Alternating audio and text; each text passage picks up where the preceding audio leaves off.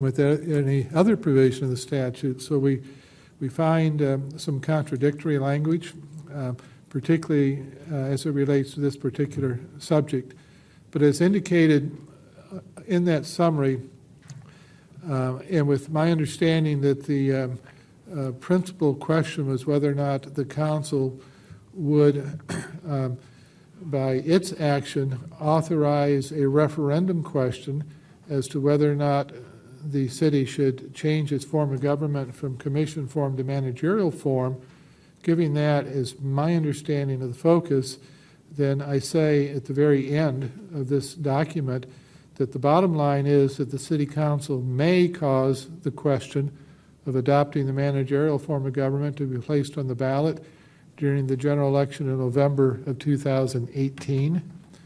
If the city were to adopt by vote, by referendum, were to adopt the managerial form of government, the commission form of government would be automatically abandoned. It does not take another vote or another action. And that, frankly, may be contrary to a very preliminary review that I did months ago, I think, when I first had the question. If the managerial form is approved by majority vote at an election, for instance, in November of 18, then the commission form of government would go away. And if there are not other referenda questions, nothing else is placed on the ballot, then what happens is that there would be still 4 council members, if you will, referred to, however, as aldermen, if you will, but same thing, elected at large plus a mayor elected at large. And the city then would be governed by still a mayor and 4 elected council members. However, under the managerial form, there's certainly a difference in the operation. So that is a summary found at the end, and I think perhaps it is helpful and contributes to the cause if I tried to summarize but not read everything that's in the earlier pages. So looking at the very beginning of this communication, it talks about the forms of city government, the commission form, which we have, the managerial form, which I will editorialize here to the extent of saying advocated by professionals in the business, particularly Northern Illinois University, which is sort of the center, if you will, for local government administration. And those experts, if you will, have been promoting the managerial form of government for as long as I can remember. So those 2 are listed as A and B, if you will, but I also list 3 other. Actually, there's only 2 other forms of government that are really discussed here, one being called the strong mayor form of government and the other the aldermanic. And I point out that as people read this and try to grasp the issues here, it becomes very confusing because there is a form of government called aldermanic, but under the managerial form of government, the elected officials are called aldermen. So within the managerial form of government, you have aldermen, and under the aldermanic form of government, you have aldermen. I think that can contribute to confusion. Number 3, listed under the forms of city government, is a misnomer, is really not an administrative form, but I put it there to draw attention to the sort of operational practice here within the city of East Peoria. So it's not really a form of government, but it is my way of capturing the notion of having a city administrator and empowering that position. So then if you go to Roman numeral 2, you'll see the attributes of the commission form of government, that which we operate under now. And note that in the first paragraph or section there, Roman numeral A, it says mayor and 4 commissioners. So collectively, the 5 of you have the duties that are enumerated there, which are comprehensive and constitute probably all the power and authority in city government. But then there's an effort to break it out a little bit beyond that. So next you see the powers of the mayor, and then after that you see the, and I guess I should mention that there are distinctions as to the power of the mayor under different forms of government, and you note that the mayor under the commission form of government does not have veto power. That's not always the case. But on the other hand, presides over all council meetings, as we all know. It's happening right now. There's also a suggestion in the statute that the mayor supervises all departments, whatever that means, which is seen to be contradictory, is contradictory with other sections of the code that deals with the commission form of government. What is probably most relevant is trying to gain an understanding of the powers and duties of commissioners, and this has I do not exaggerate when I say that it's frustrated me for 34 years because I can't answer the question as to exactly what authority a commissioner has. We try, we come close, but we can't make clear that which is not clear in the statutes. Certainly there is a declaration in the statute that the commissioner is superintendent over the department of which that commissioner is head. There's also other aspects of the verbiage found under this the article that governs the commission form of government under the municipal code that would suggest that the commissioner has more authority than simply being superintendent, but it's hard to make that comport with the authority of the council as a whole or of the mayor. And this council is no different than every other council that served East Peoria in the last probably half century. We have a hard time sometimes figuring out what that is. Although not set forth in the document here, I will point out that under the city code, the commissioner is clearly given significant authority to run that commissioner's department. But that's a matter of city code, and city code reflects an interpretation of the municipal code. So we'll probably come back to that. It's an important subject, but try as we will, we won't have as much clarity as we'd like to have, and it's been a struggle for a long time. You all know this as the city council, but just as general information, the departments are listed there, and you'll find a lot of the terminology we're not used to. We refer to, I think, in this case, Commissioner Densberger over accounts and finances acting as mayor pro tem in your honor's absence, but really it's called vice president. But we lapse into not using that terminology. So we can get confused with the terminology. After that second article, if you will, listing the attributes of commission form, there is a list of the attributes of the managerial form. And the real essence of it, if you look at these subparagraphs A and B, is that the mayor, well, the council first, the way it's listed here, has all legislative powers. Think in terms of Congress. It's important to be a congressperson, but a congressperson exercises no executive, doesn't direct any department. They make legislation, and that is sort of what is underscored here under the managerial form as to the powers of the council. But it is important to note that the council, under managerial form, hires and fires the city manager. And unless there is an employment agreement, which usually there is, but in the absence of an employment agreement, then the city manager serves at the will of the council and could be terminated for no reason at any point. So the protection, if you will, for the city manager, and therefore the limitations upon the city council really arises from the employment agreement. The mayor becomes the focal point of the city, presides at the meeting, speaks for the city, and one could view this, I suppose, as they choose, but there is an effort here based upon statutory language, but also upon practice, and upon various articles as written on this subject.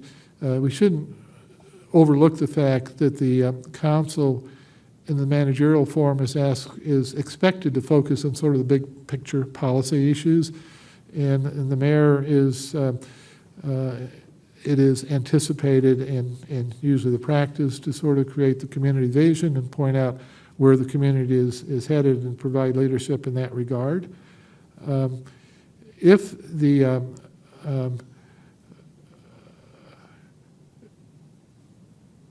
the aldermen are chosen at large, which doesn't have to be, aldermen might be selected from wards, but if, I go back as a reminder, if there would be a referendum that passed in the city of East Peoria that said we'd have a managerial form of government and nothing else was on the ballot addressing the matter of the form of government, well then the aldermen, that is the city council people, would be elected at large, and in that case the mayor would vote on all questions. The mayor, however, does not have the veto power to simply veto legislation. That only happens in the strong mayor form of government, which we'll touch on briefly.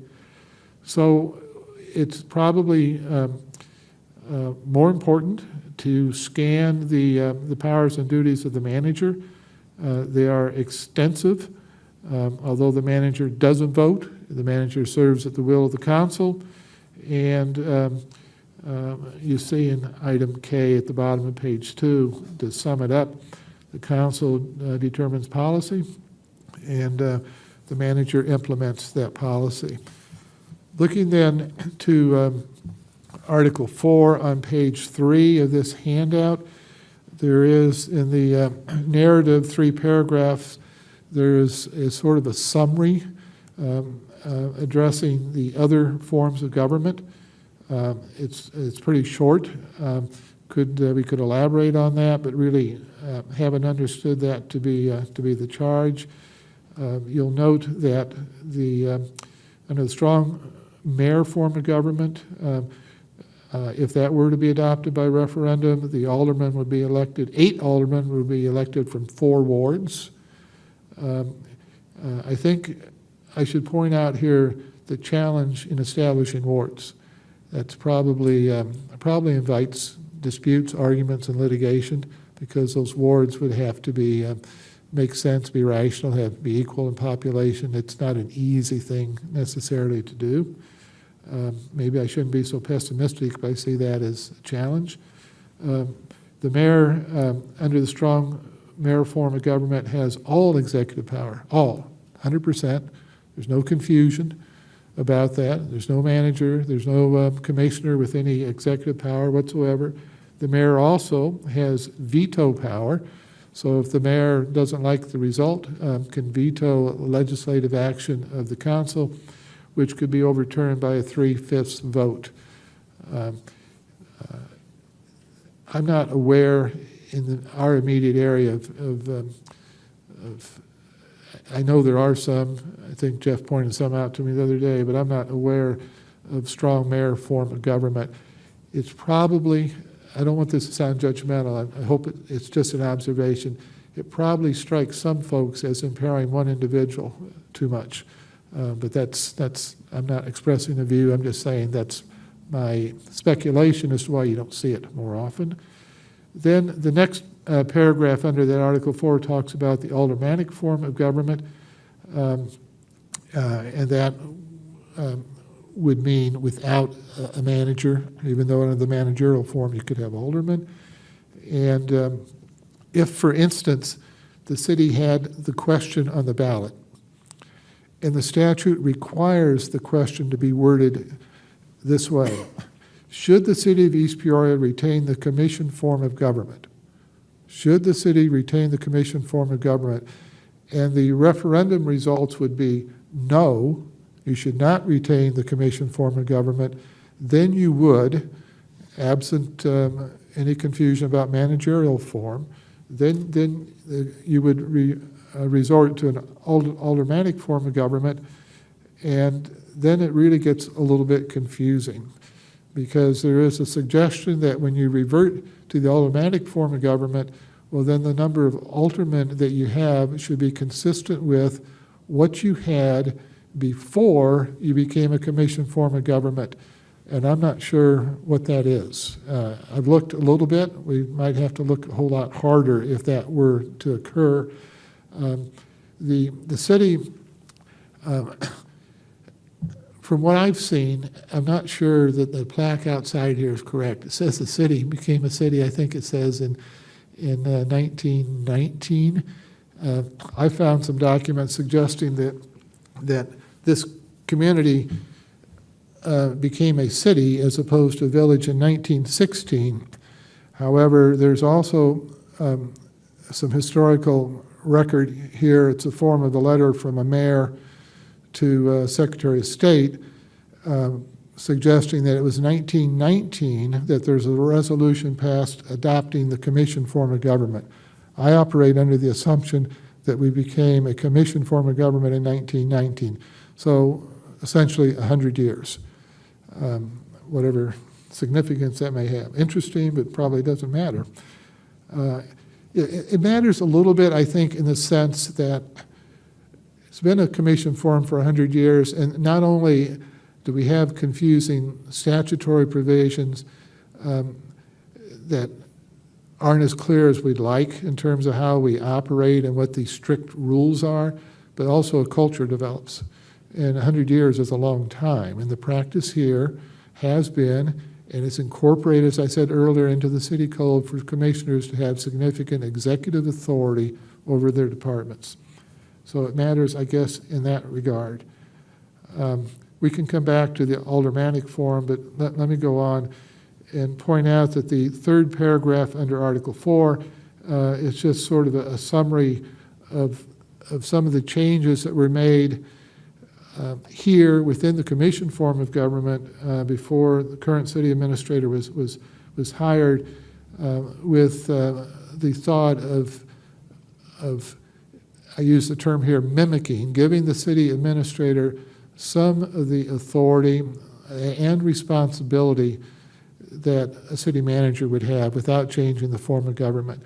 And that has been a bit of an experiment and is a challenge. And as suggested here, I think the challenge of trying to make that work and to find the right boundaries, if you will, is part of the reason that I would understand that we've been asked to look at this and consider this question of changing the form of government. So then in Article 5, at the bottom of page 3 and going to the top of page 4, is a summary of how one would go about changing the form of government. The city could pass that is you, corporate authorities could pass an ordinance putting the question on the ballot in November. Also, the citizens could do that by way of a petition. If the citizens do that by way of a petition, they have to get a number of electors, of voters, if you will, equal to 1/10 of the number of folks who cast a ballot in the mayoral election, and then they have to go to court. I think it's probably not a difficult thing, but they go to court to get that question certified. The city council would not have to go to court. They simply pass an ordinance, and the ballot question that would be reflected in the ordinance is, shall the city of East Peoria adopt the managerial form of municipal government? Pretty short and straightforward. And if the vote at the election were to be yes, then the managerial form would become effective on the date of the next general municipal election, which I'll get to in a moment. And if the vote were to be no, then it cannot be submitted again for 22 months. So about 2 years before it could come up again.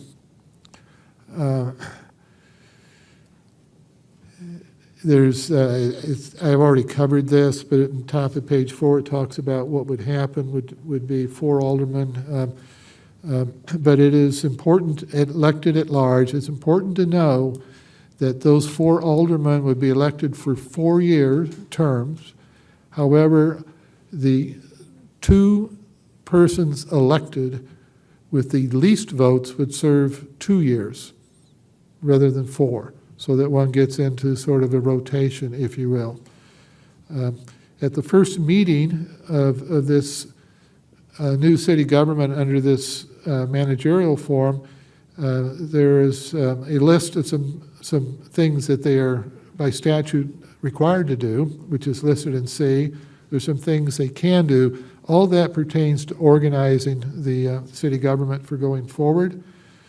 And I'm going to come back to that in a moment. In Article 6, I think, gets sort of to the specifics. This question, should the city adopt the managerial form of government, could be placed on the ballot on November 6, 2018.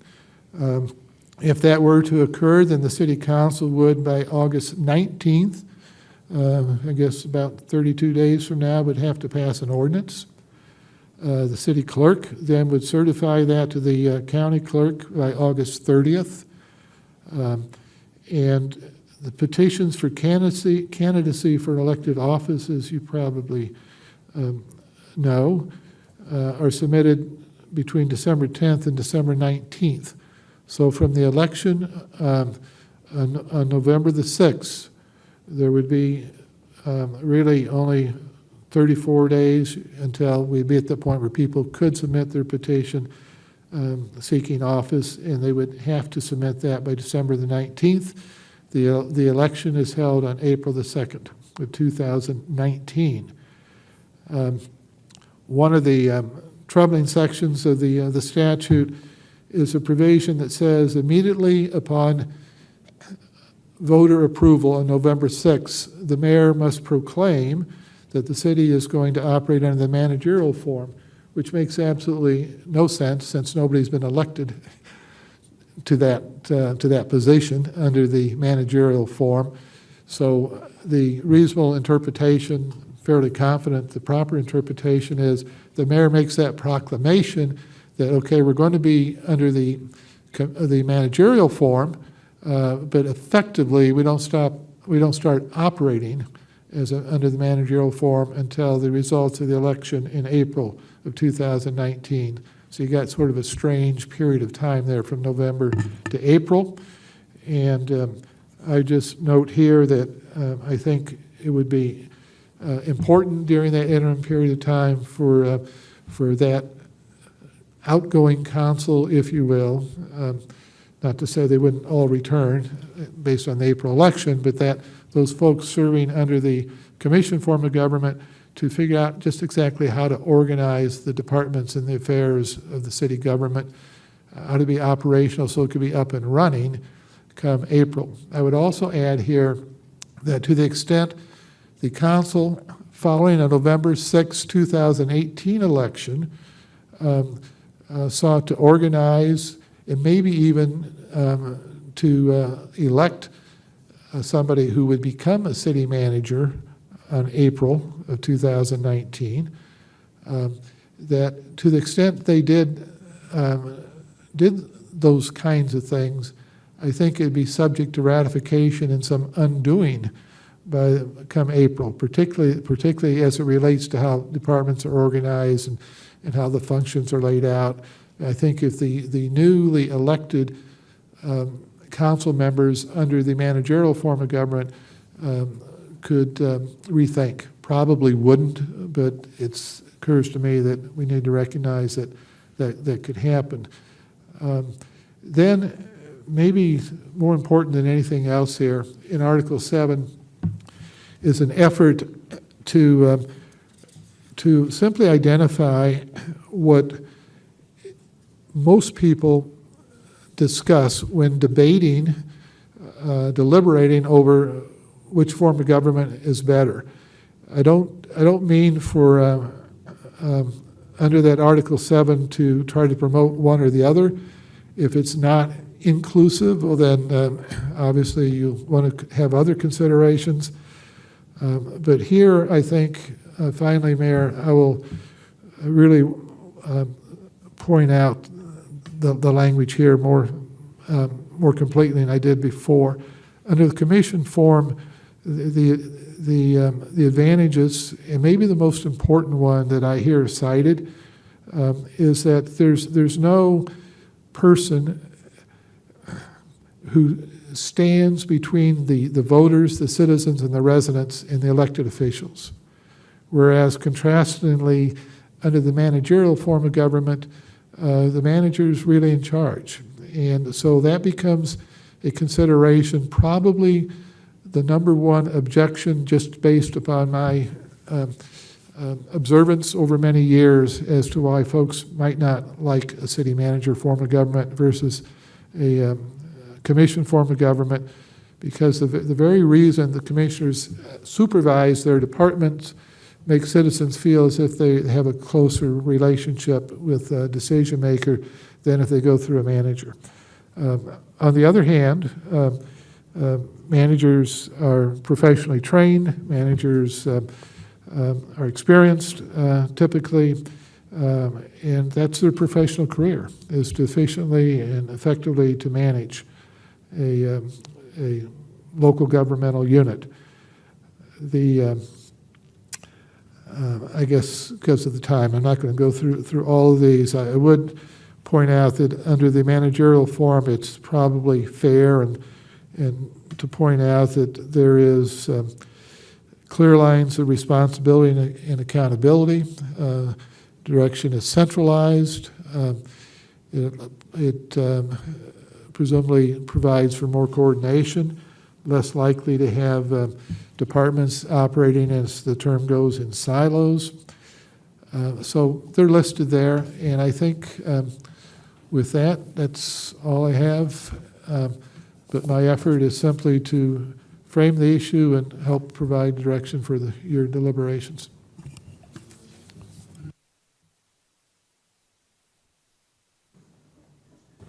I have comments, Mayor, but I'd rather hear from the audience first.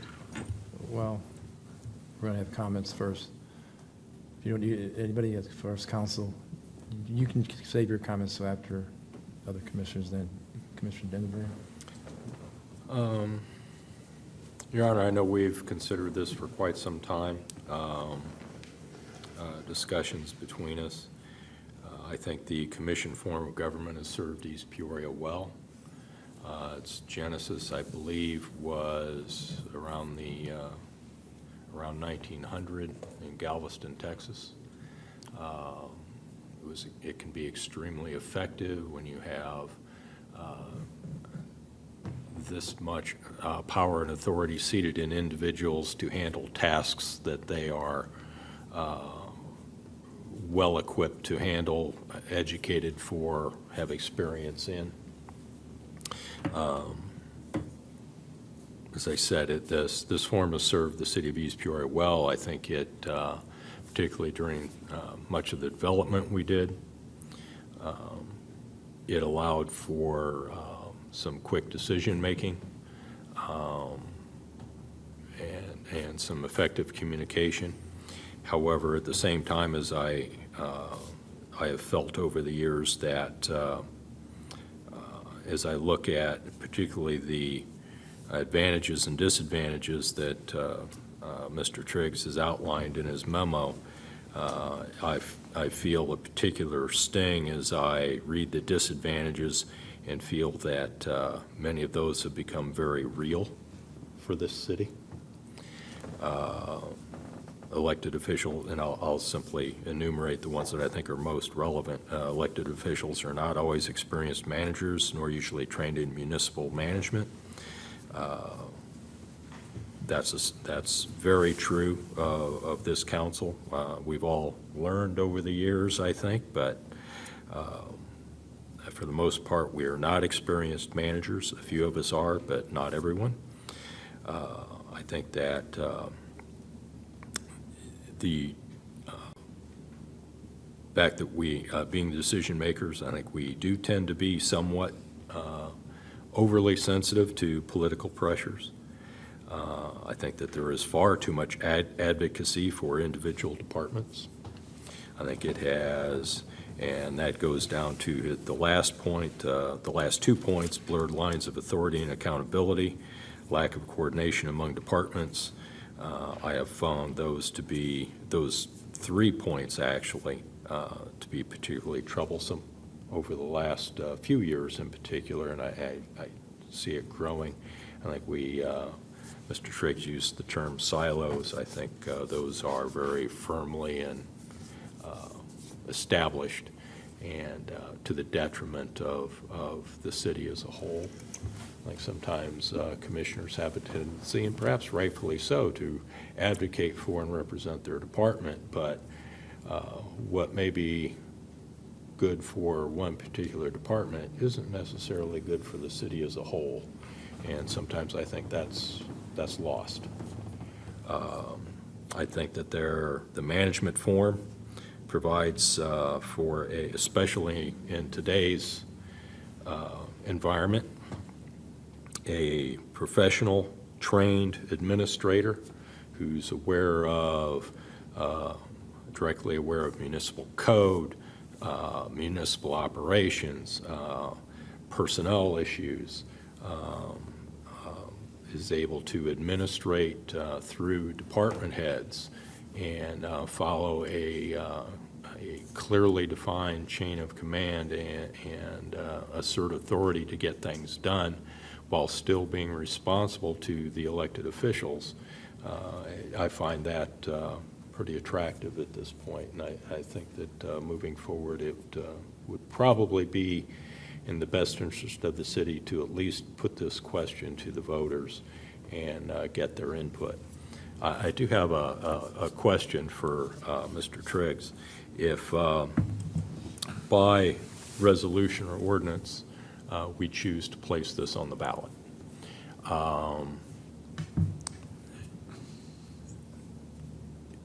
there is no petition at that point, is that correct? The city just places it directly on the ballot? That's correct. Without going to the people? That's correct. Without going to the people, without going to court. But then as far as advocating or for or against the question, there can be no involvement from the city?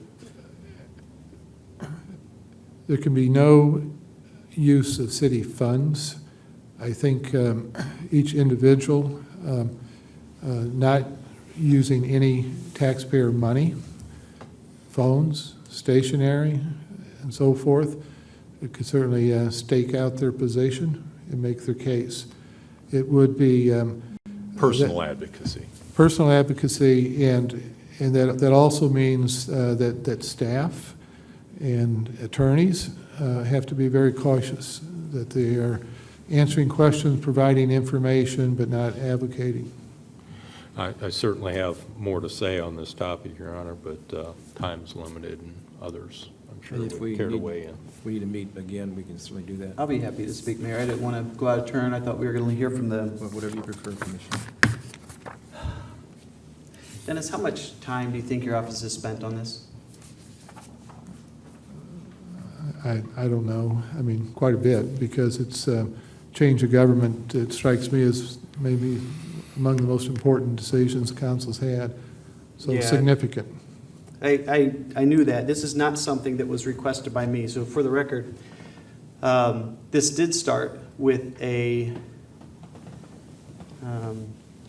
when we went out for advice from somebody who happened to be an instructor at Northern Illinois University, a university that teaches city manager form of government. We went for advice on two things, East Side and the Marina. He came back with quite a bit more than East Side of the Marina. And one of those things was telling us that we needed in East Peoria to change our form of government to city manager. Other than that, I have heard only one person from the public come forward and say you need to change your form of government, or you need to consider what this man said. I'll say right now, if the people of East Peoria want me to put this on the referendum, as a referendum, I absolutely will. I don't think that will be the case. I think that people in East Peoria are very happy with the form of government we've had for 100 years. So I say this because it was frustrating. We have spent so much effort on something that the public has not brought forward. The public at any time could come and place this as referendum. It would take getting petitions signed and moving forward in that way. So this is not something that has to be done by the council. So we have spent a lot of taxpayer dollars looking into this. This is not Dennis's fault. But this is not something that I would do unless the public wants me to do it. So I'll say right now, if over the next however long it takes, I absolutely will vote to place this as referendum if the public wants me to. I have some real concerns about this. First of all, 100 years is the time that we have had our form of government. And yes, the commissioner form of government is becoming less popular. It's harder, more difficult to find. But I believe, because of what I mentioned a few minutes ago, that there are places that are teaching managerial forms of government. One thing that Dennis outlined to me, it's very important. Many of you have my phone number, and I encourage that. Right before the meeting tonight, I didn't answer a phone call because we were getting ready to start, but people in the public call. I encourage that. What I never want to happen is somebody call me with an issue, and I have to get back to them and say, sorry, I can't do it. The city manager says we can't do it. The commissioner form of government in East Peoria has always been effective because we have people connected to the residents, people that are elected by the people of East Peoria. You all choose who's going to sit here. I may not be reelected, and that's fine, because if the people of East Peoria choose that I should not sit here, that's the way it is. But those people are the ones running our community. For me, there are advantages and disadvantages. Yes, I'm commissioner over streets, and I advocate strongly for streets, and I'm going to continue to do that. And one would say, well, he only cares about streets. He works so hard on streets. Absolutely. And if we went to an alderman form of government and I was an alderman in my neighborhood, I would advocate more for my neighborhood.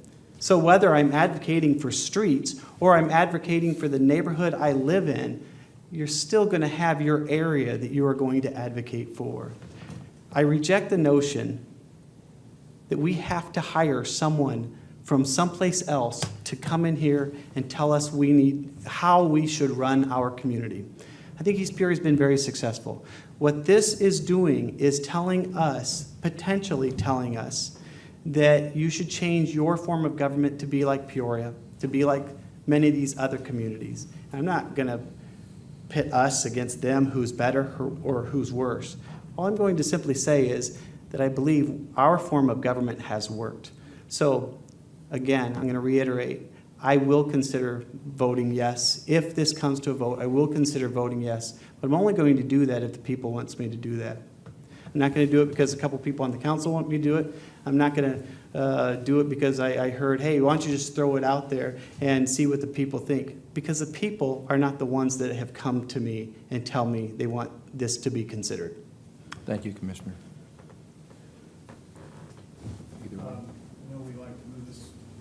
I know we'd like to move this along quickly and request the mayor, and I'll try and be concise. Thank you. I do agree with Commissioner Decker that much of this discussion came up when we were the space study for City Hall, other things, and it included, then it expanded into other things and said, hey, we need to consider or should go to a city manager form or non-commissioned form, I guess. And there are pros and cons, and Dennis addressed those.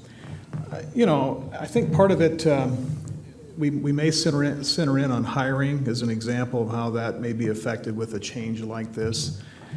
Several years ago, I do serve over the water and wastewater departments, and I know like police and fire have a merit or a point system to consider candidates for their jobs. They have rankings, and that's posted on the bulletin boards here as who's considered for promotions and hiring. I know, Charlie, you served on the police commission for years on that.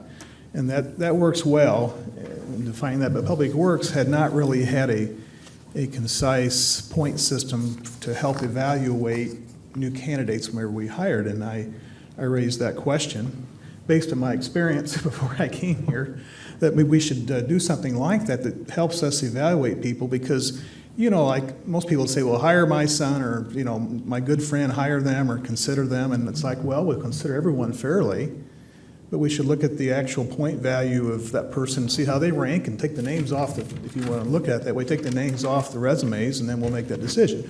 We've been operating that way for years now, to do as fair a way as possible to evaluate our people based on their job skills and the job qualifications. I think we've handled that pretty well. I've not been involved with that. That's been a choice I've made and given that over to a public works director. More recently, even before Jeff Eder were here, he's been involved with that, and was really the one who was involved with making the decision to hire our current public works director. I had no vote in that, and that's okay. I was aware of it, and I guess I could have thrown a red flag at it, but I had no reason to, based on what I had seen, everything else. Now, all to say is, there's other areas that are disadvantages, and it comes down to, I'll generalize this way. You could have the same group of people working under a managerial system or commissioner form.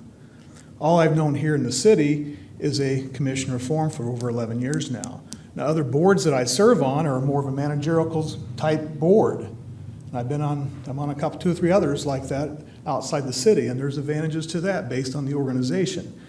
And you know, I don't know where we cross the line here, not being able to advocate for or against a system, but the problem I have here is that I guess we haven't talked about it publicly. The public has made no initiation to us as a whole by any means.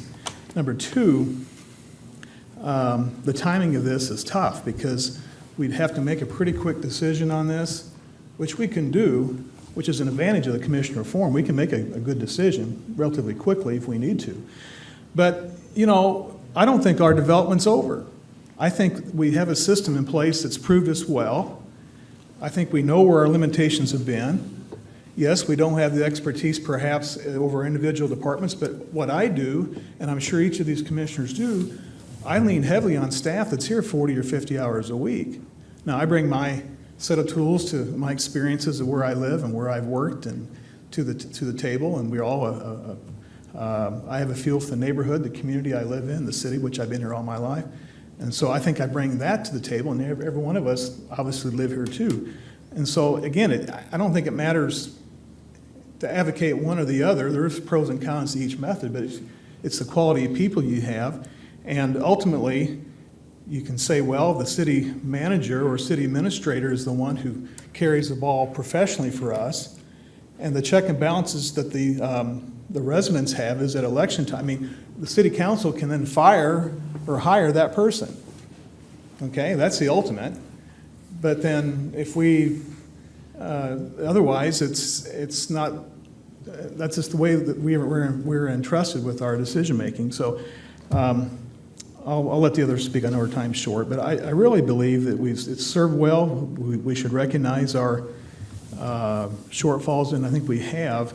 I would say that I've tried to operate, and we tried to as a city the last couple of years with Mr. Eder to expand his job role a bit. And I think I've tried to maybe mix the commissioner form with the managerial form a little bit. I've been pleased with how it's worked in Public Works for us. So that's, and I don't think I've tried to work and would vote for what's best for the city of East Peoria, not just my Public Works department, okay? And I think that's my record would show that. Yes, can someone abuse that? I guess they could and say it's just my department, but you know what? There's 4 other votes out here that would check me. I mean, I've had approved budget items on the agenda that I couldn't get 3 votes for, and I didn't get it. It was an approved budget item, and I didn't get it, even though it was there. If we'd had a city manager, would it have made a difference? I don't know, but I couldn't get 3 votes, so it went on, and we just kept going. There's pitfalls to it all. That's enough for now. Thanks, Commissioner Call. Yeah, I'll keep my comments fairly short. my understanding heading into this working session that the purpose of this was simply informational in nature, and my intentions are to keep it that way. And by that, I'll just quite honestly share their advantages and disadvantages of the various forms of government. To me, it does come down to, quite honestly, personalities and how people manage within the form of government that they were elected to manage in. So, as we peruse through all this information, which there's a lot to take a look at, I've been firm in my position. I don't think any change in the form of government should be driven by this council, period. I just don't agree with that. I think any change in the form of government, and I don't care if it's East Peoria, Washington, Pekin, that needs to be driven by the people. If there are folks out there, residents of East Peoria, that deem it necessary or prefer to see a change in the form of government, I'd rather see it come from them. So that's my position. I don't have a lot to say on this. I'd love to hear from the residents. It is what it is, but that's just my personal opinion. Thank you, Commissioner. Thank you. Probably I'm the person who has pushed the most for this meeting because I think it's important for citizens to know the kind of government they have. And in civics, they usually don't teach the community, your local community government. But I'm going to put it out there out of obligation because I think that after 24 years, the commissioner form of government needs to be looked at real seriously. I do not believe it's as effective as what it could be. I believe it's antiquated, but there's also many positive aspects. And when I say that, I want to not put my colleagues on the spot because they have a very difficult job because statutorily they have to make decisions and nobody else has the authority to make those decisions but them. So, for instance, any department, they're the superintendent and it's their call, and I think overall they do a good job and they vote their heart and they do what they think is best. But what we think is best may not always be best because I heard Commissioner talk about 100 years. 100 years you would not have the same house, car, whatever, and about how many percent? 98% of the communities who had the commissioner form of government have done away with that because of the efficiency and effective ways of doing business. I would like to see, and if this doesn't go, it's fine. I put out there what I think. If the council doesn't put a referendum out, then I've done my due diligence. The community should make the decision. I agree with that. They should have the opportunity. We need to give them all the information we possibly can in making that decision.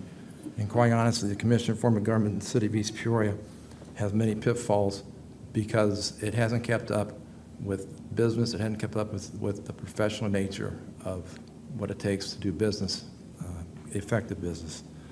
We do not have effective communication at times. We are in silos. I hear as far as the fact that you are close, but you're only close to that commissioner in one department, and that's it. The other commissioners are in charge of their department and do a great job, but it really fragments as far as continuity among staff, and I think a lot of times it hamstrings them. I don't believe the city administration, city government by an administrator is effective because statutorily, commissioners still have the authority. They cannot give that up. They have to respond. So I guess in a nutshell, I am going to take the stand that I would like the citizens to be informed. I would like for them to give us their opinion, and we'll go from there. I know we are limited, and I apologize for going too long, but I do want to take people from the audience.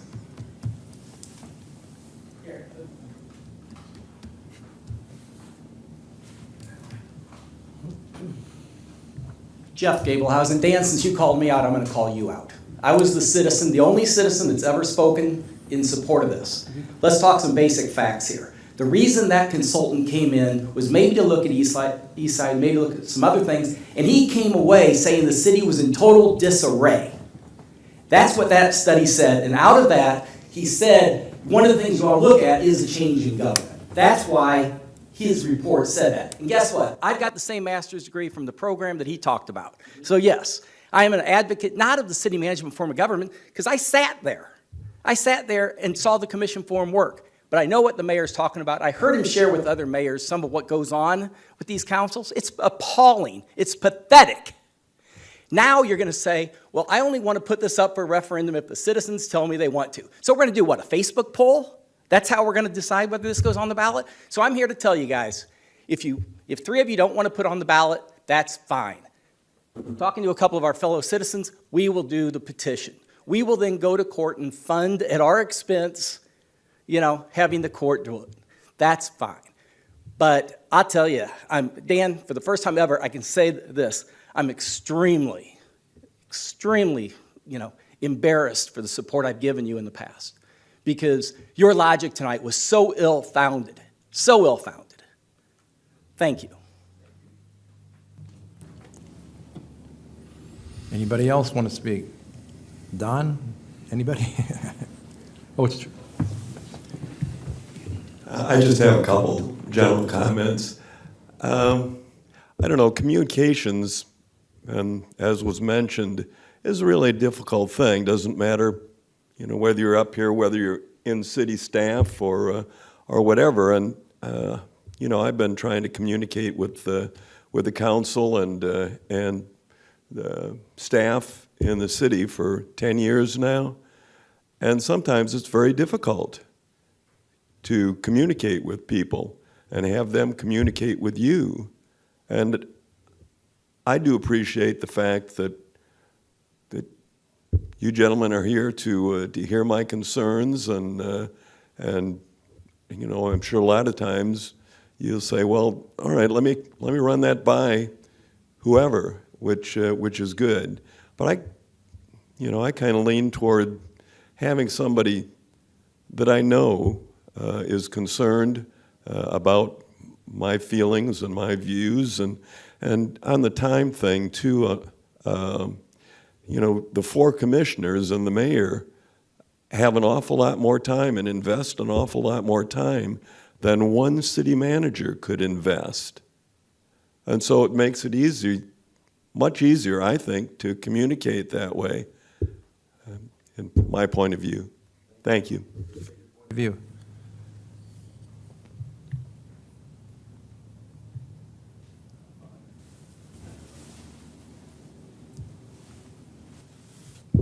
Don Norbitz. One of the things that was said was that the commission form of government was actually born out of a disaster. And it wasn't long after the commission form of government was put in place, they realized it was a disaster and that it needed they needed to change and go back. When they did put it in place, the commissioners were supposed to be the experts of their departments and be able to get things done very quickly and very efficiently. It's morphed into a lot of different versions over time in a lot of different cities. It is inefficient. I know not all of you always get along on everything. Everybody has their own department. It's 5 silos. If Dan wants to do one thing, the rest of them want to do something else. His department, he's going to override it. If John wants to do one thing, he can override it. We need a more coherent, a cohesive body up there, giving us guidance, doing the city's business. And Gary, he said it best of all, is that there's only a few experts up there. I mean, you're an expert firefighter, but are you really an expert public works? Once again, what'd you do before the council? What if I want to run? What did I do before? Once again, that manager is the expert, and we need a manager to run the city, not people that are not the experts. So, but I advocate that we do change the form of government and go to a managerial. And I think everybody out there that's watching this tonight should do a little homework and look up and see what the commission form of government is and see what the other forms are and make a good educated decision about what form of government they really want. But once again, 100 years later, it is time to change it. Like the mayor said, we don't have the same home, we don't have the same car, we make changes over time. We find out things work better or things are better. So my 2 cents is I advocate for change. Thank you. Anybody else?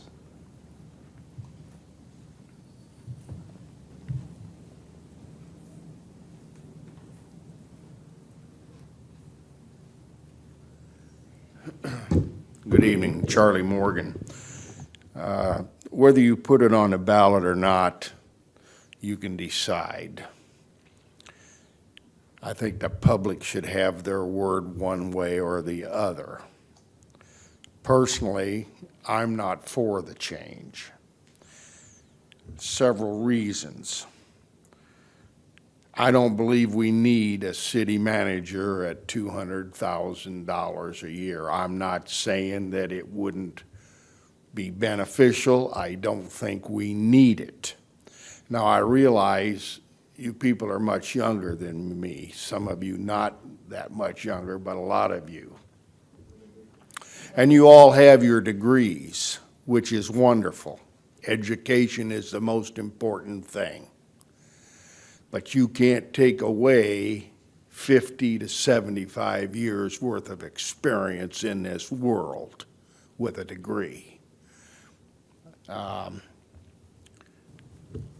People with common sense can make good decisions, whether you're a firefighter or you're retired from Caterpillar or you're a salesman or whether you're the manager of the bank. Common sense. And I think our form of government has had that over the 52 years that I've lived in this city and worked for it, 26 of those years. I grew up in a community north of here, very small, that had wards and aldermen. It worked. It's easier to get elected. But then again, you might have, I thought it was easier to get elected as I looked at it in a small community. But as you look at it, okay, you go to that, then maybe I got a man or a woman over here I'd really like to vote for, but I can't. Am I correct? I mean, I'm located here. Yeah, I'm going to be in a ward. Maybe there won't be in that ward I'm really impressed with. Well, as Mr. Triggs described, there would be no wards, Charlie. Everyone would be at large. Everyone would be at large? Okay. Thank you. All you have to do is know how to serve. It doesn't matter what your job is, elected or in a job, and we all make mistakes. I'm not even big on a city administrator at the money that it costs for what we get. But that'll be up to however this election goes. You know, I'll sum it up like this. In order to serve up there, you got X amount of dollars coming in. And it's hard to tell what it's going to be. And it's hard to tell what's going to be cut from federal, state, right on down to us. You got to look at your whole program. You got to say, this is what we have to survive. Survive right now. Where we are financially everywhere, every community. Survive with the basic services. Survive with the capital purchases that we are so far behind on. I see them out there fixing the streets the best they can. Survive on getting the things done. And I think any human being, 5 of us or you or whoever sitting together, ought to be able to make those decisions. They're not all going to be good. They're not all going to come out the way we think they should. But this form of government is what I would like to see stay. Whether it does or not, I'm going to live with it. Because you all know how I am. It's basic services for Charlie Morgan and the community and serving the community. Thank you for your time. Thank you, Charlie, very much. Anybody else? Seeing no one else, is there a motion to adjourn, please? So moved. Commissioner Denberger, second by Second. Commissioner Call. Roll call, please. Commissioner Decker? Aye. Bensberger? Aye. Jeffers? Aye. Call? Aye. Mayor Mingus? Aye. President voting aye, We'll Your Honor. reconvene in 5 minutes. Sorry, Madam Clerk, we're going to be a little late.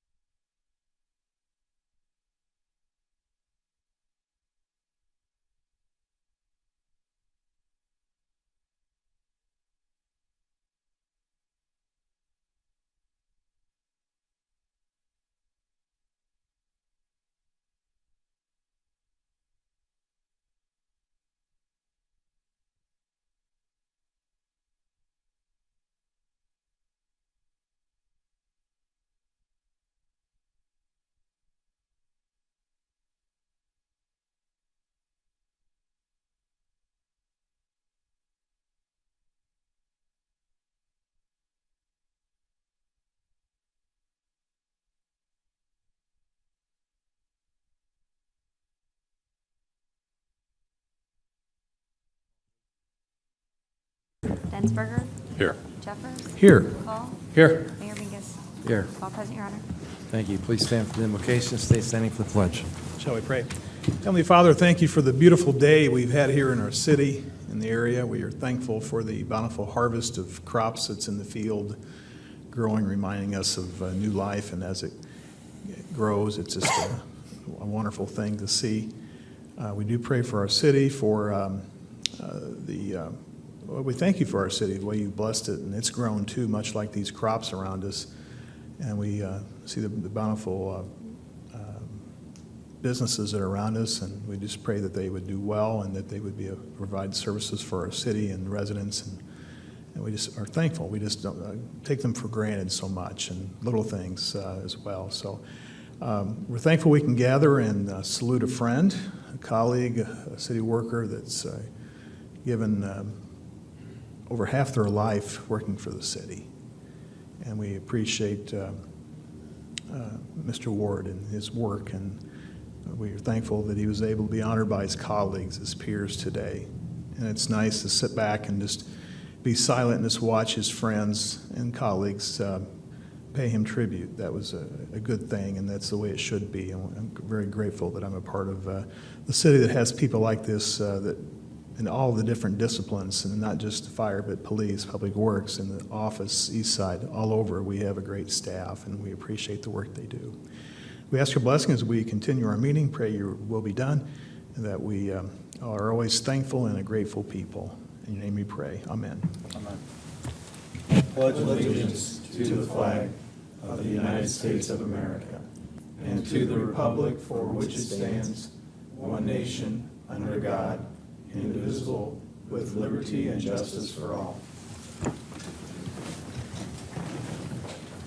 Approve of the minutes, please. Mr. Mayor, I move that the minutes of the regular meeting held on June 19, 2018 be approved as printed. Second, please. Second. Commissioner Decker. Discussion, roll call. Commissioner Decker? Aye. Ensberger? Aye. Jeffers? Aye. Call, Aye. Mayor Mingus. Aye. All present, voting aye, Your Honor. Thank you very much. We do a proclamation tonight. Whereas 88 years ago, the communist invasion of the Republic of Korea summoned a generation of American... 68. Pardon? 68. Don't correct me.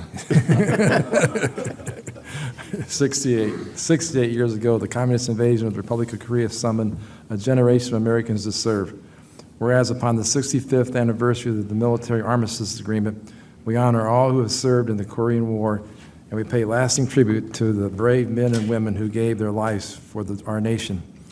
Whereas through 3 years of combat, American service members and allied forces overcame some of the most unforgiving conditions in modern warfare. They weathered bitter winters and punishing heat. They fought on with courage and distinction, often outgunned and outmanned. Whereas we honor the tens of thousands of Americans who gave their lives defending a country they had never known and a people they had never met. Their legacy lives on not only in the hearts of the American people, but in the Republic of Korea that is free and prosperous, an alliance that is stronger than ever before, and a world that is safer for their service.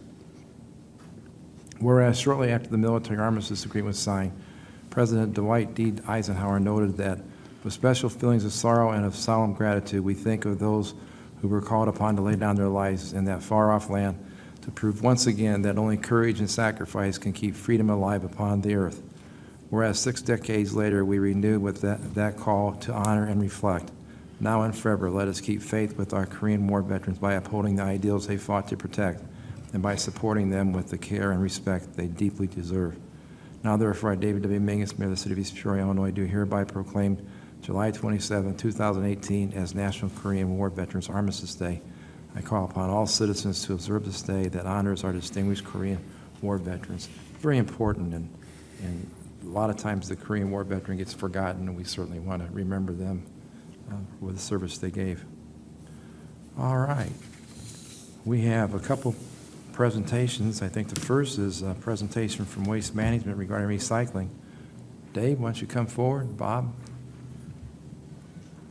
Thank you, Your Honor. For the record, my name is Dave Schaub, the Municipal Marketing Manager for Waste Management, and I will be uncharacteristically brief this evening. I'm here just to discuss a little bit about what's gone on with recycling in the last 18 months. If you go back as to as short a period as 2017, around 25 to 30% of what we collected at the curb had a home in China, particularly mixed paper and mixed plastics and things of that nature. That's where it all went.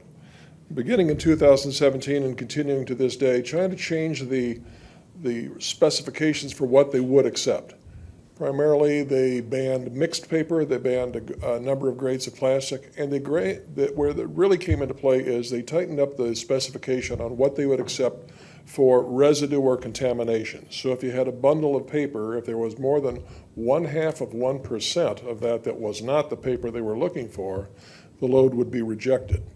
That happens on the dock, and that's a long way from central Illinois.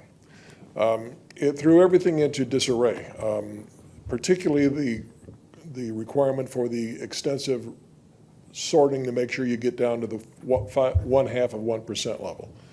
What we pick up at the curb and what the city picks up at the curb generally has between 6 and 15% contaminants, which means it's all got to be sorted out before it's sold as a commodity.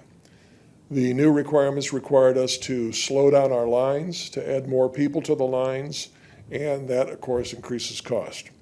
In the middle of this transition, China decided for well over a month to accept no recyclables whatsoever, which threw everything into disarray. Other nations stepped up, Vietnam for one, and said they would be more than happy to take some in. When China finally made their announcement they would start to gradually accept more material, they also let it be known that by 2021 they would accept no recyclables. So this is a huge change. When we say that 20 to 25% of our recyclables ended up there, that's 13.5 million tons of recyclables in play. Vietnam quickly recognized the fact that their ports were clogged with all this stuff coming in. It was actually interfering with the rest of their commerce, so they stopped accepting it. The net result is we've got a lot more material than we have markets. The markets have plummeted. And what we're doing with our lines are still slowing them down in order to get a better and a cleaner product. Now, I'm not here in the role of Chicken Little tonight to say that the sky is falling in recycling, but I am here to say that it's different. It's different than we've experienced. In the past, we've experienced cyclical natures of the value of the commodity. This is more of a foundational change. This is the way it's going to be, and we have to recalculate how we go about this business and how it's priced and how it's delivered.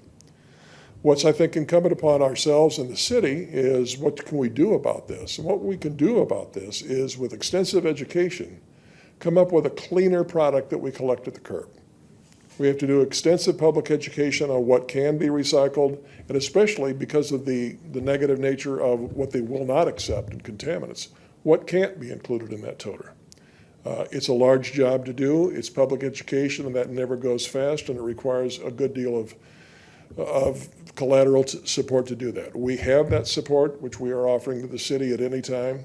We have websites that we can link to your website that has all the answers on recycling as it changes, and it continues to change, and it will continue to change. So what I'm here tonight to say is it's different than it's ever been. It's likely to continue to be different. It's more expensive than it's ever been, but that I think we'll all learn to deal with. What we're also here to say is it's still a valuable asset to the community to be a recycling community.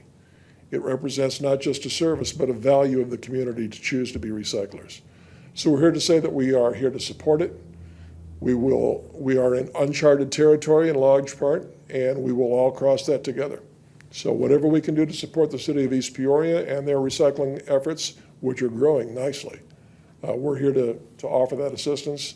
We have it in also educational material and public relations material, and that we have in depth, and we've made that offer, and we'll continue to make that offer to the city at any time they'd like it. Dave, I appreciate you being here and giving that update. I was in a meeting today with Bob and Dennis, and I heard about some of the concerns about the price of recycling in the future. One question, and I don't know if this is the right time or not, but we have red bins that we've used for years. Question of whether those can be recycled. We've gone back and forth, and I think we need you to find out for sure whether or not they can be recycled. They are manufactured with recycled components. Right. It has a large percentage of recycled constituent material. Can it be recycled? Yes. Is it going to be recycled right now? No. Okay. They're looking for stuff that is really, really consistent with the guidelines that they have out. Things that are odd-sized or heavier gauge are not part of that, so it will be difficult. I won't give you an answer without checking with our team, but right now, they would not be recyclable. That's okay. We, through our conversation today, we realized that we think we can use them. So put it out now, I guess, is a good of time as any. Anyone in the public that's looking to get rid of their red bins instead of just throwing them into the recyclables, they're not broken. Just bring them down to Public Works. Dennis is going to collect them, and actually Bob's going to help us get them to somebody that can utilize them for recyclable containers. But it's just one issue that we're going to have as we go to the toters, what to do with those. And Sure. I appreciate you being here to talk And to about be it. clear, they are recyclable. Someone who can take a great number of them in, and they're all consistent size, shapes, and color, they have a use. But to include it in the curbside program, we would not recommend it at this time. Any thought of what the future price or how long it will be before it becomes more expensive to recycle than to get rid of garbage? Do you have any answer to that? In a number of communities that I service across central Illinois and eastern Iowa, it's already more expensive by the ton to process recyclables than it is to dispose of solid waste. I don't think that's an anomaly. Okay. The savings are had by the fact that with carts, you're providing that service every other week rather than weekly. And far and away, the capital expenditure of carts and trucks and manpower are the largest share of the expense in collecting recycling. So it's still going to be worthwhile to do. It'll still have a cost advantage. But like I said, I'm used to the last 17 years in speaking to municipalities talking about the cyclical nature of commodity values. It's not cyclical, it's just different now. And we're all kind of feeling our way through this darkness. Okay. Thanks, David, very much. More than happy to. Presentation? We do have. This meeting about 2 months ago. I know it. I know it. I got to convert my toner.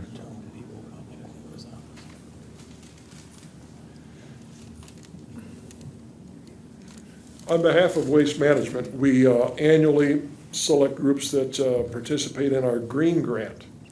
And in last year's proceedings, we contacted the East Peoria Green Team, and through their auspices, we're more than happy to present this evening a Green Team grant for $1,000, which will help with the educational portion and actually decaling and marking and noticing the trucks in terms of what can be recycled and to encourage recycling. Very nice. Thank you very much. More than welcome. Dave, I'd like to say, we've always had, obviously, we have our own disposal in East Peoria. We've had a tremendous relationship with Waste Management, and we appreciate that. We appreciate the Green Team. I know these three work very hard, but obviously, the assistance from Waste Management is not overlooked. We appreciate it so much, and we want your managers and everybody throughout the company to know that we really appreciate this. On behalf of everyone that's associated with Waste Management in Central Illinois, we recognize the fact that service is what we have to offer. No great products, no great technology, but service. And we understand full well that service to this or any other community is a privilege and not a right. So thank you very much, and I'll communicate that to our team. Thank you very much, Dave. Thank you. Really good to see you again. Bob, comments? Yes, I also would like to thank Mr. Chaub and Waste Management. We have worked together on other things. He was always a huge help when we did glass recycling, naturally. So we sure appreciate everything he's done for us, everything he's done for the city, and sure look forward to contacting him again. He knows there's something else I'll be asking for, I just don't know what it is yet. I did want to mention two other members of Green Team. First is Lexi Deutsch. She's actually a member of Hope Club at East Peoria High School, and she's been an integral part of our team. She's come to some of our meetings She's there at all of our events, organizes others to come, so she's done a great job for us this year especially. And since she's only a junior, we look forward to another year of help from her. I think a lot of you know Lori Wolf. She's been involved with the Green Team for ever since we got started, really. And well, we sure always appreciate her help and encouragement and ideas. So we're all proud to get this check from Waste Management and present it to the city for the lettering on the trucks that encourages recycling, and we chose the trucks to put this money to. We were allowed to spend this on anything that we wanted, but we thought since Waste Management could identify with recycling and trucks and that sort of thing, it just seemed appropriate to get something written on the side of our trucks that would be out there in the public and encourage recycling. And that's why we chose what we did. Lexi? And can I give this to somebody? Anybody in Commissioner Decker, why don't you join me? particular, or- Yeah.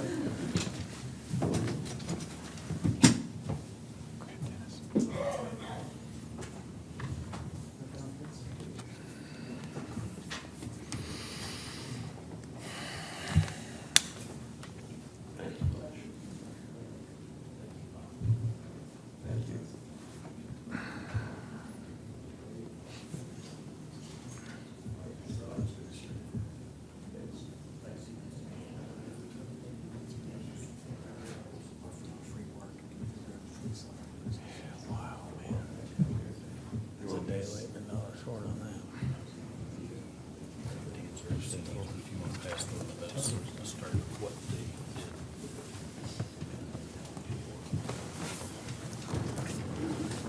Okay.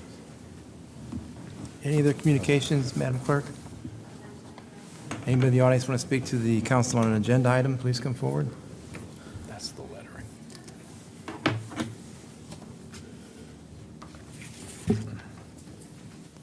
I'm sorry, Mr. Mayor, maybe we have the wrong date. And again, I already talked about Ms. Deutsch and all of the things that she's added to our community. And I was hoping for a proclamation that we could give to her. But we'll do that another time, maybe.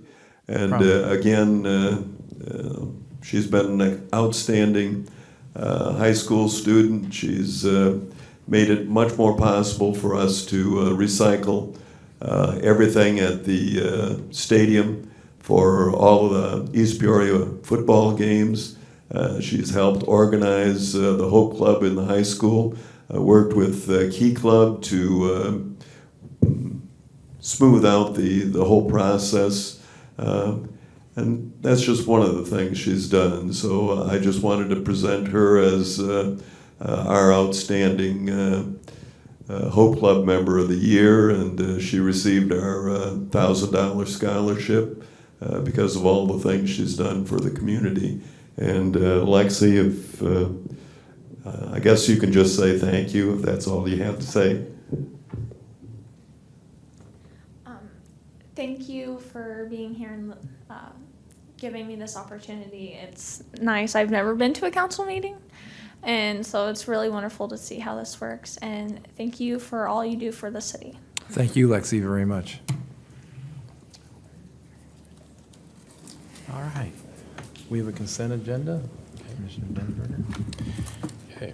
Mr. Mayor, I move to adopt a consent agenda consisting of items numbered 1 through 6 as listed on this evening's agenda to be considered by omnibus vote. Second, please. Second. Commissioner Call. Discussion, roll call. Commissioner Decker? Aye. Densberger? Aye. Jeffers? Call? Aye. Mayor Mingus? Aye. All present voting aye, Your Honor. Thank you very And much. Mr. Mayor, I move you that items numbered 1 through 6 listed on the consent agenda be hereby approved and adopted. The items numbered 2 through 6, having been read once by their title, having laid on the table for no less than 1 week for public inspection, be adopted as presented. Second, please. Second. Commissioner Decker. Discussion, roll call. Commissioner Decker? Aye. Densberger? Aye. Jeffers? Aye. Call? Aye. Mayor Migas? Aye. All present voting aye, Your Honor. Thank you very much. Okay, moving on to my regular agenda items, Your Honor, I have a second reading. Mr. Mayor, I move you that ordinance number 4400 here to attach, an ordinance providing for the sale of excess city property at 108 Field Avenue, having been read once by its title, and having laid on the table for no less than 1 week for public inspection, be adopted as presented. Second, please. Second. Commissioner Call. Thank you, Commissioner. Again, this is the second reading. This is a property that was listed for sale. The appraised value was $7,000. We are selling it for $6,000, I believe, to a neighbor that is within the guidelines of 80% of appraised value. And, Your Honor, it'll be good to get this back on the tax rolls without any further cost to the city. Absolutely. Further discussion, roll call, please. Commissioner Decker? Aye. Densberger? Aye. Jeffers? Aye. Call? Aye. Mayor Migas? Aye. All present voting aye, Your Honor. Thank you. Again, Your Honor, another second reading. Mr. Mayor, I move you that ordinance number 4403, hereto attached, an ordinance approving real estate purchase contract for property adjacent to Bloomington Road, parcel identification number 050502-400-003, having been read once by its title and having laid on the table for no less than 1 week for public inspection, be adopted as presented. Second, please. Second. Commissioner Call. Thank you, Commissioner. This property, as previously described, basically purchasing it from the county for the astounding price of $657.40. It is adjacent to Bloomington Road and will allow us to make the right-of-way somewhat more accessible. Other discussion, roll call, please. Commissioner Decker? Aye. Densberger? Aye. Jeffers? Aye. Call? Aye. Mayor Migas? Aye. All present voting aye, Your Honor. Thank you. Next, Mr. Mayor, I move you that ordinance number 4406 here to attach, an ordinance authorizing the Second Amendment to the conditions imposed on the special use granted with respect to 2466 Washington Road in the city of East Peoria to allow placement of an automated ice vending machine for bags of ice, having been read once by its title and having laid on the table for no less than 1 week for public inspection, be adopted as presented. Second, please. Second. Commissioner Decker. Thank you, Commissioner. The company that currently operates the ICE kiosk has found business to be greater than expected and asked to place basically an additional cooler for sale. This would be similar to what you would see outside your average gas station. It was brought before the ZBA. Staff did oppose it because of the, rather than installing a larger ICE kiosk, they chose to go this way. The ZBA had some reservations, but ultimately did approve it. I share the reservations of staff and the ZBA. Perhaps what bothers me the most about this is that I believe if I understand it correctly, the ice machine was placed and put into service before this was approved, which bothers me as a simple business practice. As a result, Your Honor, I'll be voting no on this. Other discussion? Yeah, I'll speak up. I attended that ZBA meeting. That was actually the same meeting as the winery. The gentleman, I stuck around to sit through the whole meeting. He approached the board and informed them he was seeking an amendment, thinking it was coming from them, and then it was quickly realized that he had already placed this machine, and in discussions with Ty, opted to go before the ZBA. I'll be very blunt, looks like crap. It's just a standard ice machine that you would see sitting outside a gas station. I won't support it. And it's not necessarily because of the way he went about bringing it to council. It's just the fact that, you know, we had allowed these with special use part of it because the aesthetics of the kiosk itself completely takes away from that. And I think is what drove him to add this machine was a competitor had put up a larger kiosk that is doing very well. So, my humble opinion, the competitor got a special use, no different than I feel this gentleman needs to go back and buy a larger kiosk. If that's the case, I won't support it. Other discussion? Mayor, I feel the same.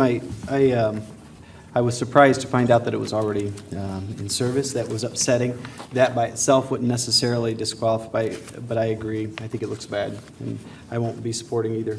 Roll call, please. Mayor, the motion should have read, and I apologize, that it be read at length by the clerk and that ordinance number 4406 be accepted on its first reading and be hereby adopted as presented. So I have to read it real quick. So what are you saying? She's got to I gotta read read it. it real quick. I'll be quick. Whereas pursuant to ordinance number 4330 approved on March 21st, 2017, and ordinance 4346 approved on September 5th, 2017, City Council authorized special use for the purpose of permitting an automated ice kiosk on certain real property zoned as B3 Business Service District, which property is shown and described at Exhibit A, attached here to and incorporated herein by reference. Property as so described is herein after referred to as a property. Whereas a special use permitted placement of an automated ice kiosk machine on the property protected by concrete bollards, and whereas Stack's Water Systems petitioner has petitioned for a second amendment, the conditions applicable to the special use to allow the placement of an ice merchandiser, an automated ice vending machine for bags of ice on the property located adjacent to the ice kiosk. Whereas after holding a hearing pursuant to duly published notice, the East Peoria Zoning Board of Appeals has recommended approval of the proposed second amendment, subject to certain conditions hereinafter set forth. Now therefore be it ordained by the Council of the City of East Peoria, Tazewell County, Illinois, that Section 1, the conditions applicable to the special use approved by ordinance number 4330 and as amended by ordinance number 4346 are hereby further amended as follows. 1, not more than one ice merchandiser may be placed on the property at a location immediately adjacent to the ice kiosk currently located on the property pursuant to ordinance number 4330 as amended by ordinance number 4346 in compliance with the site plan for the property submitted by the petitioner for the second amendment to the special use, the site plan. 2, the kiosk and ice merchandiser shall be protected by concrete bollards in continued compliance with ordinance number 4330 and shall be permanently landscaped consistent in compliance with ordinance number 4346. 3, if petitioner places an ice kiosk on the property that is larger than ice kiosk currently located on the property, the ice merchandiser must be removed from the property at the same time the larger ice kiosk is placed on the property. 4, within 60 days after the passage of this ordinance, the petitioner must add a vinyl wrap of the exterior facade of the ice merchandiser so that the aesthetics and facade of the ice merchandiser match the facade of the ice kiosk currently located on the property. 5, all improvements authorized or required by this ordinance shall be completed and continuously maintained in accordance with the site plan. Except as specifically modified by this ordinance, the conditions applicable to the special use approved by ordinance number 4330 and as amended by 4346 shall continue to apply as therein stated. Section 2, this ordinance is hereby ordered to be published in pamphlet form by the East Peoria City Clerk.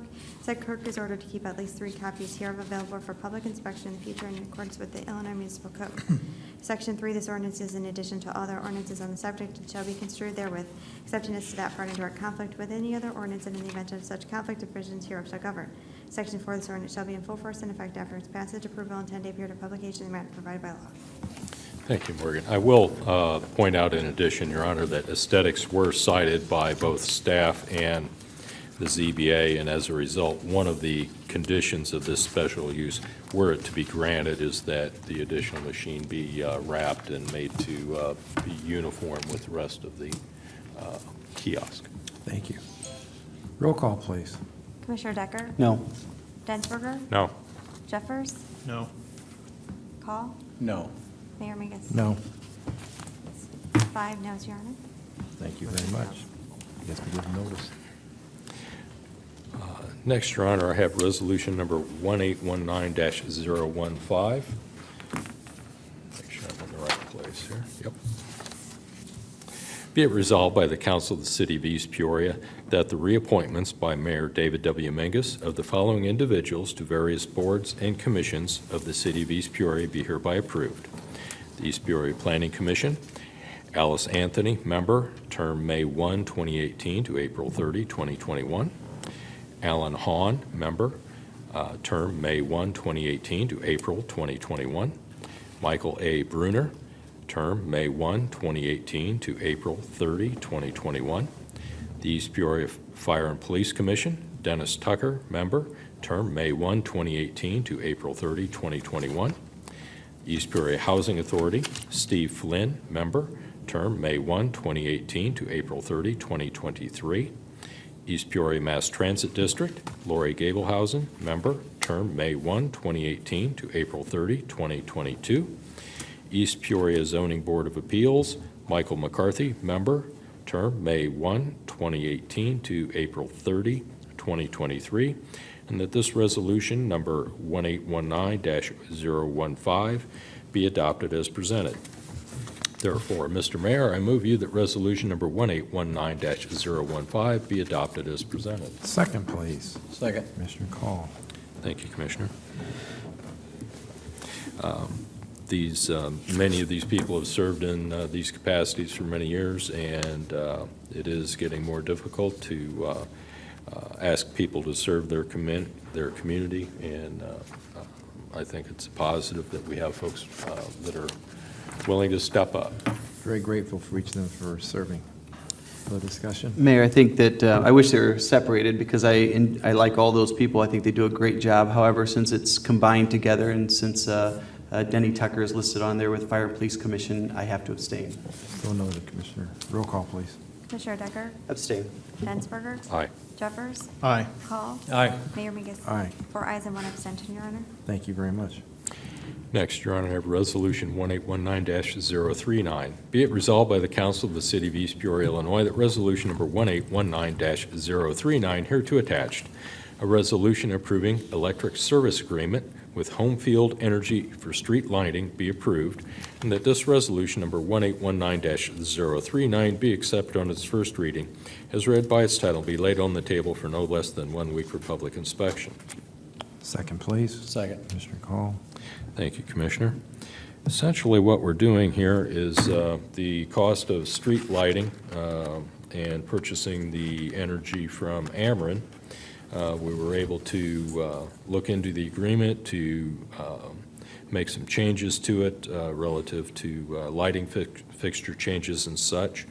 And as such, we were able to put the billing for the power out through Good Energy, who is our broker through the electrical service agreement. And it will result in a savings of about $10,400 a year, Your Honor. Very good. Other discussion? Roll call, please. Commissioner Decker? Aye. Densberger? Aye. Jeffers? Aye. Call? Aye. Mayor Migas? Aye. All present voting aye, Your Honor. Thank you. Next, Your Honor, I have Resolution 1819-037. Be it resolved by the Council of the City of East Peoria, Illinois, that Resolution number 1819-037 hereto attached, a resolution approving the purchase of equipment and software and approving managed service agreement related to electronic storage for police department squad video cameras in a total amount not to exceed $102,860.72 be approved, and this resolution number 1819-037 be accepted on its first reading, as read by its title, be laid on the table for no less than 1 week for public inspection. Second, please. Second. Commissioner Call. As I believe we've discussed previously with the advent of, both the in-car cameras and soon-to-be body cameras of the police department, storing that information is a substantial undertaking, and this is the one of the first steps toward allowing that to be done. Hart Technologies is the successful bidder. We did have other bids, but they came in considerably lower. Let's see, Hart Technologies at $102,860.72. Next lowest bidder was Inside at $118,856, and then PTC at $125,325. Thank you. Other discussion? Roll call, please. Commissioner Decker? Aye. Densberger? Aye. Jeffers? Aye. Call? Aye. Mayor Migas? Aye. All present voting aye, Your Honor. Thank you. And my final item, Your Honor, some more technology. Resolution number 1819-038, be it resolved by the Council of the City of East Peoria, Illinois, that resolution number 1819-038, hereto attached to resolution approving a backup server solution with Hart Technologies for the city's computer and IT network be approved, and that this resolution number 1819-038 be accepted on its first reading as read by its title and be laid on the table for no less than 1 week for public inspection. Second, please. Second. Commissioner Call. Thank you, Commissioner. Commissioner Decker asked me an interesting question just prior to our meeting. The city has a lot of infrastructure needs, a lot of equipment needs, and he asked, just with the purchases of this tech equipment, how far behind are we? And I guess the answer to that, Matt, is we could spend a great deal of money on new hardware, but more than that, we could spend even more on new software to become more efficient. I think we could easily, on software alone, probably drop $500,000. Easily. That's not in the cards at this point, and this simply recognizes the need to keep our hardware up to date, to keep us running as we are, and look for opportunities to improve as we move forward. The discussion? The only thing I'll point out, we had two bids on each portion of this, a cloud and on-premise, and Hart came in substantially less than the other one. So, Roll call, please. Commissioner Decker? Aye. Densberger? Aye. Jeffers? Aye. Call? aye. Mayor Mingus? Aye. All present voting aye, Your Honor. Thank you. Thank you, Commissioner Denver. Commissioner Decker. I have nothing right now, Mayor. Commissioner Jeffers. Nothing, Your Honor. Commissioner Call. What everyone's been waiting on, resolution number 1819-036. Whereas Richard L. Ward has been continuously employed by the city from March 1st, 1987 through July 17, 2018, most recently occupying the position of Assistant Fire Chief, and whereas Richard L. Ward has announced his intention to retire from employment effective at the end of the day on July 17, 2018, and whereas the city is appreciative of the long and continued service provided by Richard L. Ward, and whereas it is in the best interest of the city to execute the attached separation agreement, now therefore be it resolved by the Council of the City of East Peoria, Tazewell County, Illinois, that Section 1, the above recitals are found to be true and correct. Section 2, the mayor and city administrator are hereby authorized to execute the separation agreement with such changes as the mayor in his sole discretion may decide are in the best interest of the city of East Peoria. Mr. Mayor, I move you that resolution number 1819-036 be adopted as presented. Second. Commissioner Densberger. Thank you, Commissioner Jeffers. Oh, you Jeffers, went with Denver. Denver? Yeah, he gave him a tie. Okay, well, I marked it Jeffers, so. That's okay, we can change it. All right, 31 years of dedicated service. Assistant Chief Ward came on board March of 1987, was promoted to a lieutenant, I believe, in 1998, promoted to his current rank of Assistant Chief in 2006. And I am going to first turn it over to the chief. We had a presentation earlier that was extremely well attended, which I was very thankful for. For those that did not receive an invitation, which I know there's one in the room that I regret, really regret him not being there. But that was obviously an oversight, or maybe he wasn't available, one of the two. But Chief Ward, as we had talked earlier, I can't tell you how much I appreciate you, not only as a coworker, but as a friend. As I mentioned earlier, we've shared some great times, some rough times, and overall the resounding theme from you has been just a dedication to the job that is unmatched by anyone.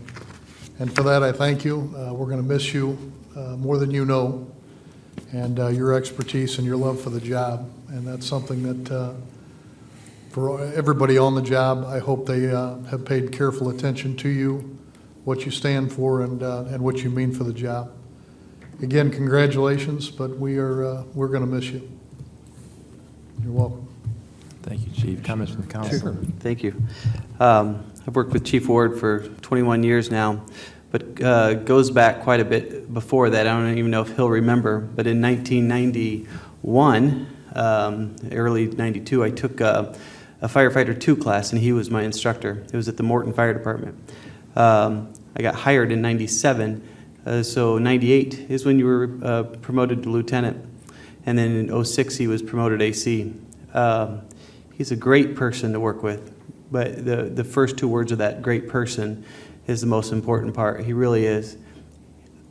In the fire service, most people work somewhere between 20 and 30 years. He worked past that. He loves the fire service. And as you can see by everyone here and everybody that attended his retirement this morning, the fire service loved him, still does.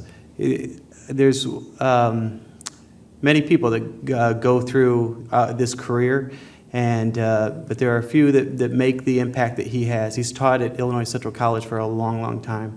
There are students all over this area and throughout the country probably that have had him as an instructor. On a fire, if he would tell me the building is safe to go in, I wouldn't think twice. If he would tell me to get out, I'd get out quickly. As watching him, remembering him as a firefighter, he's extremely aggressive and carried that over into being a lieutenant.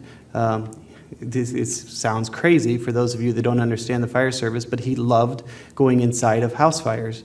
And like I said, he was very aggressive, wanted to always get to the point of being up by the nozzle. As I said, people come and go, and yeah, we get attached to everybody, but Rick is one that is going to be a big hole in our department. The department will go on without all of us, but when certain people leave, it makes a huge hole, and that's what's going to happen with Rick leaving. I really appreciate you, love you. I hope that you enjoy retirement. Rick, I think he has 1 or 2 guns. He likes to shoot, and it's a passion of his. It's funny. I think John or mentioned today possibility of trying to encourage him to open a shooting range in East Peoria. I think that's a great idea. I think we should start working on that. But I appreciate all the time I spent around you, all the things I've learned from you.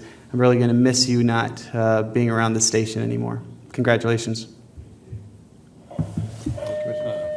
Your Honor, during my time as a public safety commissioner, and I got to know Rick Ward a good bit, and I always appreciated his honesty. He was always forthright. He answered questions, got me answers, and I appreciated my time working with him.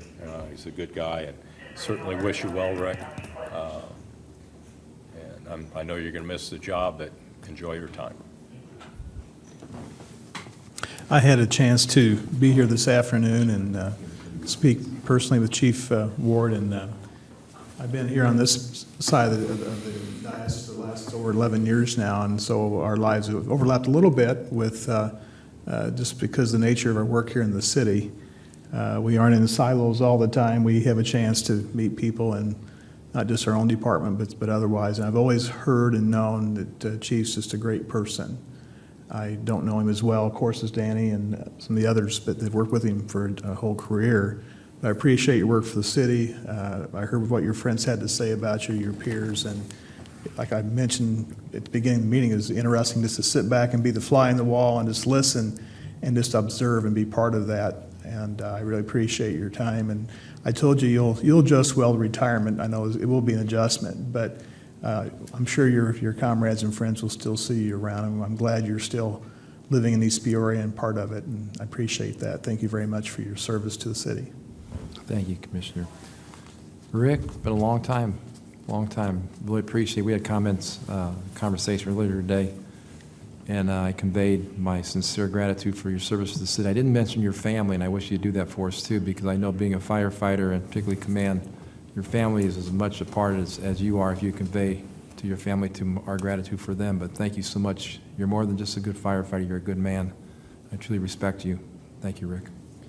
I just, in parting, before we pass this separation agreement, you know, earlier today, we had our ceremony, and the chief got up to speak, and he and I spoke briefly prior to that presentation, because the thing that's always intrigued me about Rick, and I want to give you accolades before you walk out of this building, is talk about passion for fire service. This guy was huge on his certifications. I mean, I quit counting them. I think there are over 30-plus certifications that he's obtained through his 31 years of service here. And he holds one, Fire Officer 3, that I found out today less than 1% of people in this state hold. And he's the only one in the city of East Peoria on this department that's ever held that certification. So stuff like that, you set the bar high. You've always led by example and respect. Yeah, I mean, it was evident today. So thank you for everything. Sincerely mean it. All right. Roll call, please. Commissioner Decker? Aye. Densberger? Aye. Jeffers? Aye. Call? Aye. Mayor Mingus? Aye. All present for the hearing, Your Honor. Thank you very much. That's all I have, sir. Thank you, Commissioner Call. Anybody in the audience want to speak to the council on a non-agenda item, come forward. Seeing no one come forward, comments from the council. Commissioner Decker. Real quick, Mayor, I mentioned at the beginning of the meeting with the Green Team, I'm going to mention another time just because I plan it in non-agenda items. For anybody who's trying to decide what to do with their red bins, if they're not damaged, go ahead, if you're looking for a place to get rid of them, we can use them. If you want to bring them back to Public Works, some people want to replace the spot that they took up in the garage with a new toter, and that's fine. We encourage you to bring them back to Public Works. Dennis will get them to Bob, and the Green Team can have significant good use for those. And I received a phone call a couple days ago from someone who was upset, and Dennis just told me about somebody that he heard of upset that they didn't pick up their recyclables. We have gone to the every other week recycling. I hope that everybody's realized that. And it's something that hopefully it works very well. But if you notice that they didn't pick up your recyclables, just check the week and make sure that you have them out on the correct week. But we're not going to go full implementation until July of next year. I don't know the date. You know, on the recycling, my wife and I have been active with it for quite some time, and you know, this was my week for every other week recycling, and I was a little bit surprised when I took them to the curb Sunday evening that my recycling, granted it was 2 weeks rather than one, but it was about 3/4 full, and my garbage toter had 2 bags in it. So hope it's well used. Very good. Mr. Jeffers. I think this is B week. I think Yes, the it is. schedule, so mine's this week as well. Just to comment, I know we went through an annual renewal of people that serve on the various boards. And I think that demonstrates to me much what community is about. I know that we probably don't know who serves on the various boards, and only maybe at times we read them off, we might recognize their name, but they serve for the most part $0. It's just their time, and they give back, and they're all from varied backgrounds. I guess I want to emphasize that they sit there, the various disciplines of their board, they be as fair and judicial as they can be, and I think that's great, and I think we need to highlight people like that more and more because they are a true servant, and they volunteer, and they give, and they don't always get back, and it's sort of a thankless job, and I know some people don't want to be recognized. They want to serve quietly and let it go, and I appreciate the humbleness of people to do that. And we couldn't, as a city, we couldn't operate very well if people just said no to these things. We just couldn't do it. So I say thank you to each one. I do appreciate that. So I guess that's all for now, Mr. Mayor. Thank you, Commissioner Call. Nothing, sir. All right. Motion to adjourn, please. Mr. Mayor, I move that we adjourn until Tuesday evening, August 7th, 2018 at 6 p.m. Second, please. Second. Commissioner Call, roll call. Commissioner Decker? Aye. Densberger? Jeffers? Aye. Hall? Aye. Mayor Mingus? Aye. All present voting aye, Your Honor. Thank you.